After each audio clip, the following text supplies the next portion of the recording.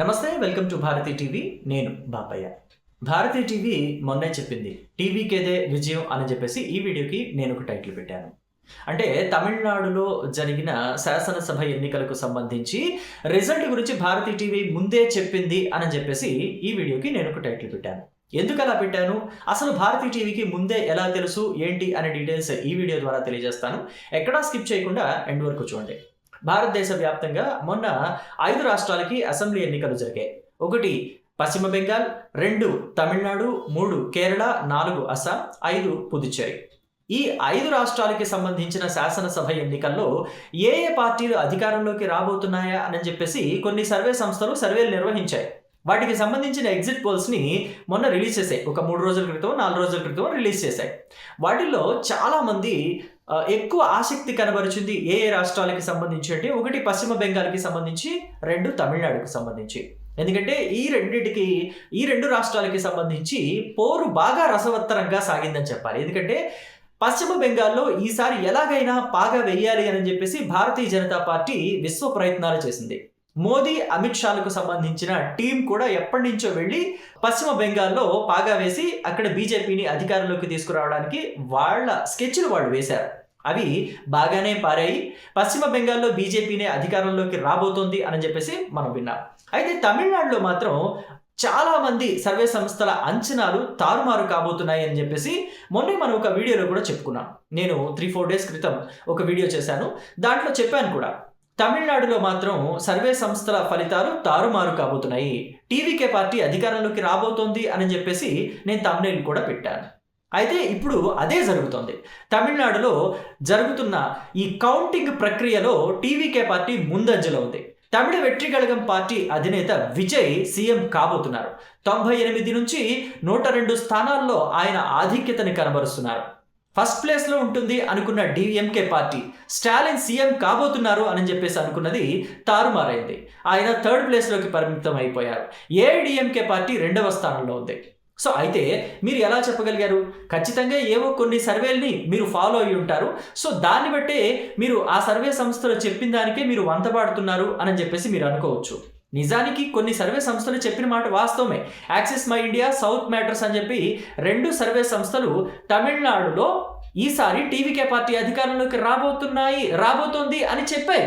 కానీ నేను మాత్రం లాజికల్గా ఒక మాట చెప్పాను ఆ వీడియోలో.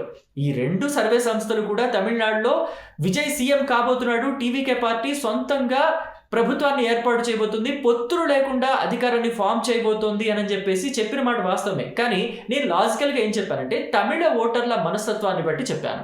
తమిళ ఓటర్లు ఎప్పుడూ కూడా సినిమా వాళ్ళని ఆదరిస్తూ ఉంటారు. మనం చాలామంది ఏమనుకుంటామంటే కరుణానిధి సినిమా నటుడు కాదు, ఎంజి రామచంద్రను, జయలలిత మాత్రమే సినీ నటులు, సో వాళ్ళిద్దరిని ఆదరించారు కదా అని మారిన పరిస్థితిలో ఇప్పుడు మళ్ళీ సినీ నటుల్ని ఆదరిస్తారు అనుకోవడం కల్లా అని చెప్పేసి అనుకుంటారు జనరల్గా చాలామంది. కానీ చాలామందికి తెలియని విషయం ఏంటంటే కరుణానిధి కూడా సినిమాకి సంబంధించిన వ్యక్తే. ఆయన తెర మీద కనిపించకపోవచ్చు, కానీ ఆయన ఒక మంచి కథా రచయిత. ఆయన ఇచ్చిన కథలు కొన్ని బ్లాక్ బస్టర్ సినిమాలుగా ఉన్నాయి, బ్లాక్ బస్టర్ హిట్లు కొట్టాయి. ఆయన కథ అందించిన సినిమాలు బ్లాక్ బస్టర్ హిట్లు కొట్టాయి. సో కాబట్టి ఆయన కూడా సినిమాకి సంబంధించిన వ్యక్తే అని చెప్పుకోవడంలో ఎటువంటి డౌట్ లేదు. సో డిఎంకే పార్టీ నుంచే మొదట కరుణానిధి, ఎంజి రామచంద్రన్ ఇద్దరు కూడా డిఎంకే పార్టీ నుంచే ఉన్నారు, రాజకీయాల్లోకి ప్రవేశించారు. అయితే డిఎంకే పార్టీలో ఎంజి రామచంద్రన్కి సముచిత స్థానం దక్కడం లేదు అని చెప్పేసి ఆయన విభేదించి సొంత పార్టీ పెట్టుకున్నారు, అదే ఏఐడిఎంకే. సో ఒకసారి డిఎంకేకి అధికారం కట్టబెట్టిన తమిళ ప్రజలు ఆ తర్వాత ఏఐడిఎంకేకి అధికారం కట్టబెట్టారు. అలా ముఖ్యమంత్రి పదవి అనేది ఎంజీఆర్కి కరుణానిధికి మధ్య ఒకసారి వాళ్ళకి ఒకసారి వీళ్ళకి అన్నట్టుగా సాగుతూ వచ్చింది.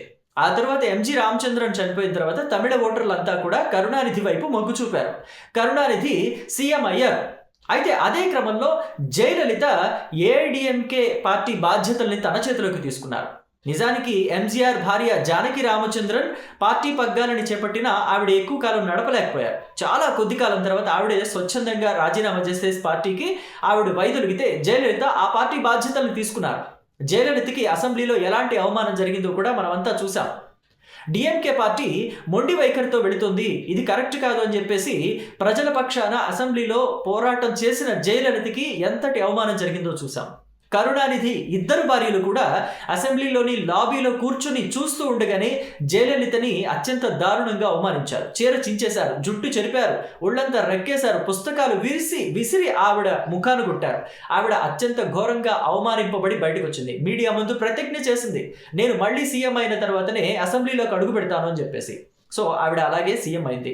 కరుణానిధిని మళ్ళీ దారుణంగా అరెస్టు చేయించి పంచ ఊడిపోతున్నా కానీ లాక్కెళ్ళి అరెస్ట్ చేయించి పోలీసుల చేత జైల్లో వేయించింది. సో ఆవిడ సీఎంగా అడుగుపెట్టింది. సో ఆ తర్వాత కూడా మళ్ళీ డిఎంకేకి అధికారం కట్టబెట్టారు ప్రజలు. ఒక టర్మ్ జయలలితకి అధికారం ఇచ్చిన తర్వాత మళ్ళీ కరుణానిధికి అవకాశం ఇచ్చారు. అలా ఒకళ్ళకి మారుస్తూ ఉండేవాళ్ళు. కానీ మధ్యలో ఒకసారి మాత్రం జయలలితకి 2 సార్లు అవకాశం ఇచ్చారు. ఆవిడ జైలుకు వెళ్ళింది. అవినీతి కేసులు, ఆవిడ మీద ఉన్న అవినీతి కేసుల దృష్ట్యా ఆవిడకి జైలుకు వెళ్ళి వచ్చిన తర్వాత మళ్ళీ అసెంబ్లీకి ఎన్నికలకు వెళ్ళారు. ఆ ఎన్నికల్లో జయలలితకి మళ్ళీ అధికారం కట్టబెట్టారు. ఆ తర్వాత జరిగిన శాసనసభ ఎన్నికల్లో కూడా మళ్ళీ ఏఐడిఎంకేనే అధికారంలోకి వచ్చింది. జయలలిత ముఖ్యమంత్రి అయ్యారు. ఆ తర్వాత జయలలిత చనిపోయిన తర్వాత మొన్న జరిగిన అసెంబ్లీ ఎన్నికల్లో, అంటే 2021-20 ఆ టైంలో జరిగిన అసెంబ్లీ ఎన్నికల్లో డిఎంకే పార్టీ అధికారంలోకి వచ్చింది.